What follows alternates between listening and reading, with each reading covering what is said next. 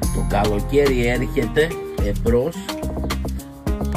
Βήματα, το καλωσορίζουμε το καλοκαίρι με τα τροπικά του φρούτα. Και ίσως με λίγο παραπάνω υγρασία. Δεν θα πω. Εσείς τι λέτε? Μπορούμε να φάμε πεπόνι με βροχή? Εννοείται ότι μπορούμε.